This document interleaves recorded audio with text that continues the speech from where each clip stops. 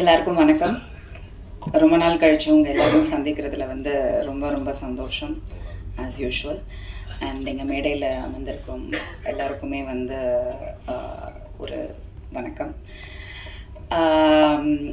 படத்தோட ட்ரெய்லர் பார்க்கும்போது எஸ், அது வந்து ஒரு த்ரில்லர் ஜானர், ஒரு மர்டர் கதை அப்படிங்கிறது வந்து தெரியுது. எனக்கு முன்னாடி நிறைய பேர் பேசிட்டாங்க, ரொம்ப அழகாக பேசினார் ராஜன் சார், உதயகுமார் சார், பேரரசு சார். ஸோ அதே விஷயத்த தான் நான் திரும்பி சொல்லியிருப்பேன். ஸோ நான் அதிகமாக டைம் எடுத்துக்க விரும்பல, பிகாஸ் அவங்க எல்லாமே பேசிட்டாங்க. அண்ட் உண்மையாக ரொம்ப ஹாப்பியான ஒரு ப்ளெசண்ட்டான ஈவினிங்காக இருந்தது. எல்லாருமே ஆத்மார்த்தமாக அவங்க கண்டென்ட்டை பற்றி பேசினதும், டேலண்ட்ஸை பற்றி பேசினதும். இங்கே இந்த படத்தில் வந்து hero, heroine and villain, at the end of the day we are all actors. Roles are just one film you're a hero, one film you're a villain. and நீங்கள் சொன்னது எனக்கு பிடிச்சிருந்தது. ஸோ அந்த முத்திரைங்கிறது வந்து என்னை வந்து ஹீரோ ஆக்காதீங்க, நான் இது பண்ணிட்டு இருக்கேன், ஒரு விஷயத்த நோக்கி போயிட்டு இருக்கேன்னு. பட் எல்லாமே நடிகர்கள் தான், இட்ஸ் ஜஸ்ட் அ ரோல், ஒரு கதாபாத்திரம் தான். ஸோ அந்த விதத்தில் ஐ திங்க் எவ்ரிபடி ஹேஸ் ரொம்ப ஜஸ்டிஸ் பண்ணியிருக்காங்க அவங்கவுங்க கதாபாத்திரத்துக்குன்றது வந்து கண்டிப்பாக தெரியுது. ஒரு குவாலிட்டி இருக்குது, படத்தோட மேக்கிங்கில் இருக்குது, சினிமாட்டோகிராஃபியில் கண்டிப்பாக இருக்குது. The camera really speaks volumes. Congratulations.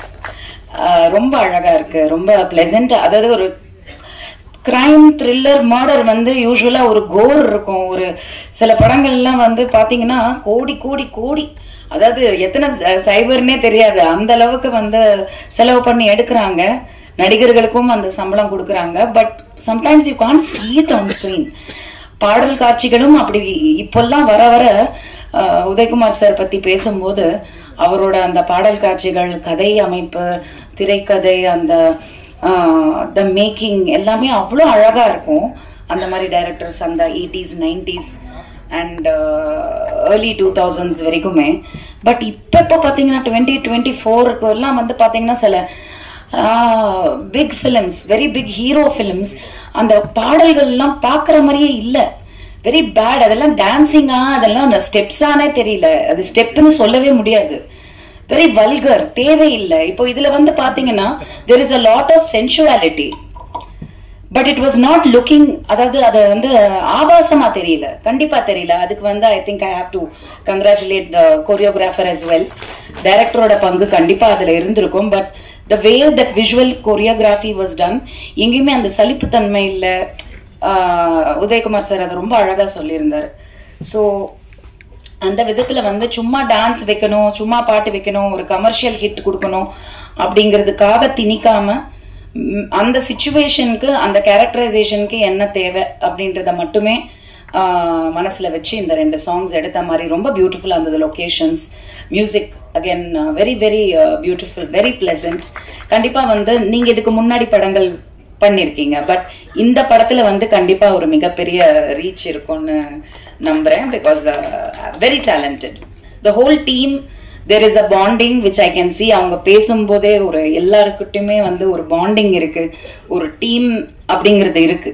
அப்படின்னா அதுக்கு வந்து producers have been there very supportive. And ரிலீஸ்க்கு வந்திருக்கிறவங்க also congratulations. I think you have a good film. கதை இருக்கு, திரைக்கதை கண்டிப்பா இருக்கணும். இவர் வேற எங்க படத்துல என் மானத்தை வாங்கிட மாட்டிய, என் படத்துல எனக்கே தெரியாம என்ன ஃபாலோ பண்ணி பண்ணேன்னு சொல்ல. But congratulations.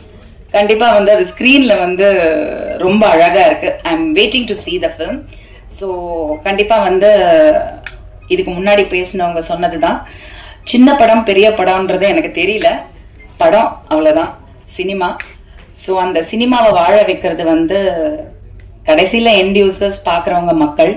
அதை மக்கள்கிட்ட கொண்டு போய் சேர்க்கறது வந்து மீடியா, ப்ரெஸ், நியூஸ். ஸோ என்றைக்குமே நீங்கள் வந்து ஒரு நல்ல படத்துக்கு வந்து சப்போர்ட் பண்ணுவீங்க அப்படிங்கிற நம்பிக்கை எங்கள் எல்லாருக்குமே இருக்குது.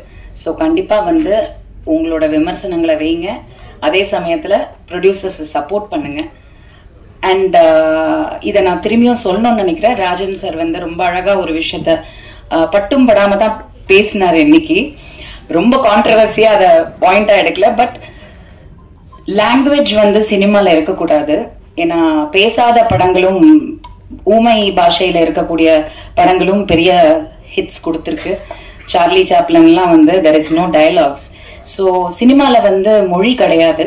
பட் அதே சமயத்துல வந்து சினிமாவை நம்பி இருக்கும் தமிழர்கள் நிறைய பேர் இதே தமிழ்நாட்டில் வாழ்றோம். ஸோ அந்த விதத்துல வந்து ப்ரொடியூசர்ஸ் வந்து அந்த ஃபர்ஸ்ட் ப்ரெஃபரன்ஸ் டெக்னீஷியன்ஸ்க்கும் சரி, ஆர்டிஸ்ட்க்கும் சரி, நடிகர்கள் எல்லாருக்குமே வந்து தமிழ்நாடை நம்பி இருக்கக்கூடியவங்க. அவங்க தமிழ் பேசுறாங்களான்றது முக்கியம் இல்லை, நம்ம தமிழ்நாடோட சொத்து அவங்கெல்லாம்.